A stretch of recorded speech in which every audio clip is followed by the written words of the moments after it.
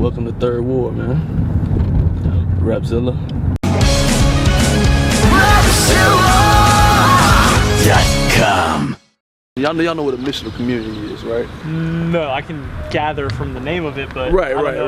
So a missional community in the church plant model is like you take a group of people who are from a neighborhood and you try to have a missional effort towards the community.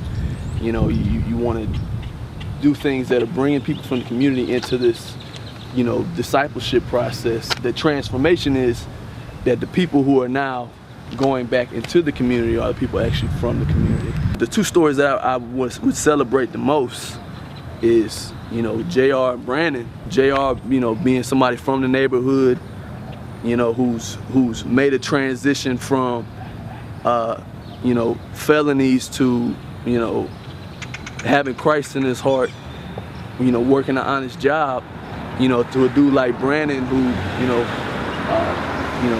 same neighborhood, same issues, in and out of trouble, to, you know, giving his life to Christ and trying to figure out, you know, how do I share my story, my testimony, you know, to encourage the people in my neighborhood to know that there is a different way than everything we see.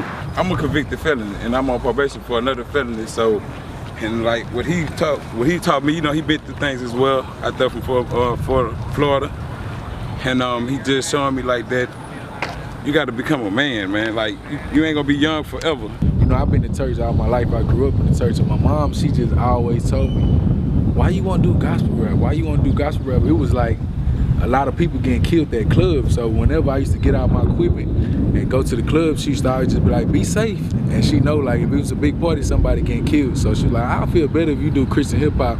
Never did I thought I'd be doing Christian hip hop. So I linked up with DJ Overflow, Trey 9. I started interning at 90.1. And it was just love, man. People accepted me with open arms. It was love. People was trying to help me find joy. People was trying to help me be a better father. And I feel more free. I just know back then I had lost myself in that lifestyle of being out around liquor, around girls, not being sober, DJing. I really had lost myself in that lifestyle. So doing Christian hip hop, man, it's been a really joy. Get me to come on his side. The people I wanted to write to impact was people like Brandon, JR, people like my brother, you know, who just got out of jail this last week, people like the dudes who I met all through this neighborhood. And so, you know, I think all of their stories kind of blended into what you got out of Catching Bodies. And the video series, you know, we wanted to tell a story that was something that they could understand, you know, and not just understand, but like something that, and these are some of the difficulties I'm going through. Like we talk about just the social injustice that you see every day in this neighborhood. Right at the edge of Scott Street over here is University of Houston. You can even see the stadium from here. You see those lights at the top? They're gonna destroy all this. They're gonna re-gentrify the projects. They're going to build a Hilton hotel over here. Dang.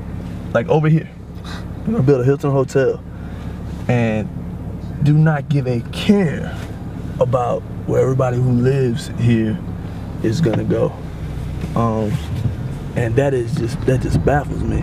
You know, there's been times when we were shooting a video out here and we would leave, and on the way back to driving home, you know, police are doing some unjust things to people.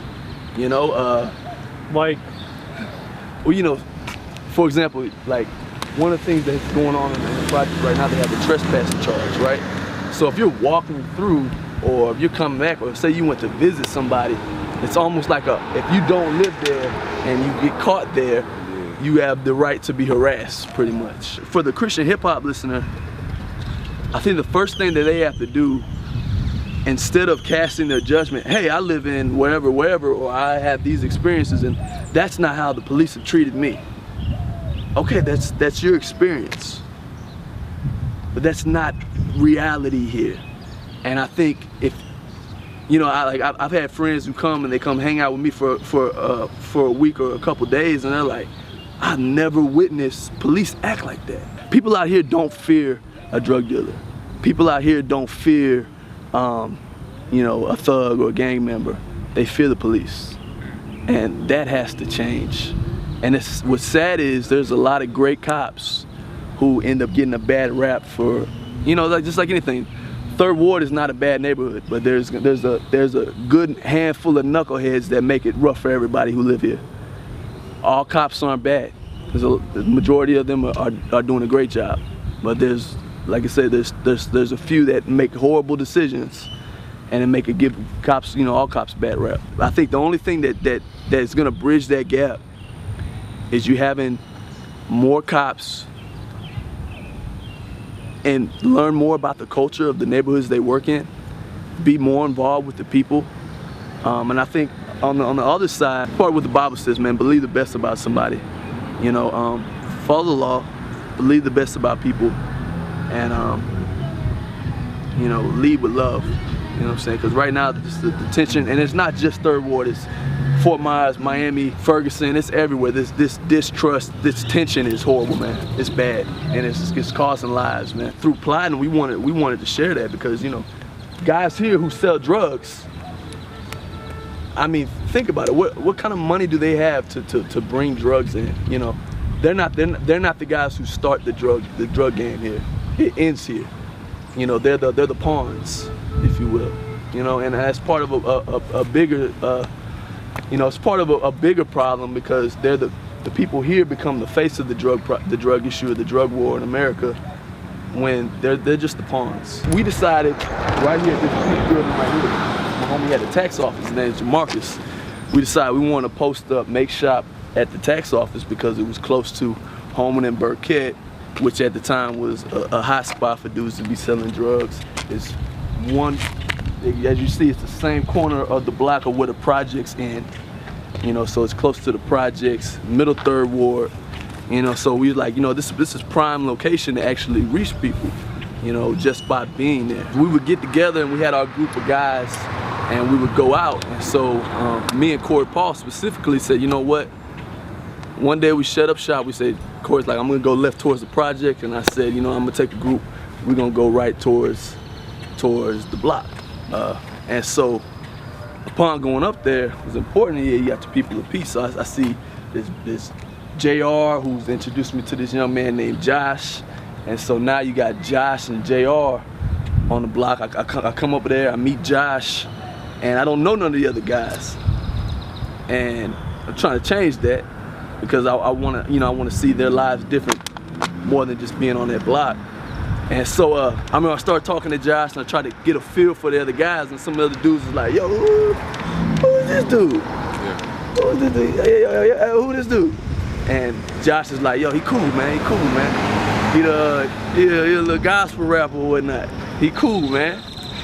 And so just in trying to be consistent, so we decided every week that we meet, before anything happens, we're gonna go back out to the community and continue to build those relationships. So I would go sit up, post up with the dudes on the corner, and we would talk. And I learned things like a dude's trying to find a job. That might help him make the transition from not selling drugs at the corner. So next time I come up there, I might come up with some job applications. The next time I come up there, I might come with just some different ideas. Hey man, have you looked into school, man? How'd you finish high school?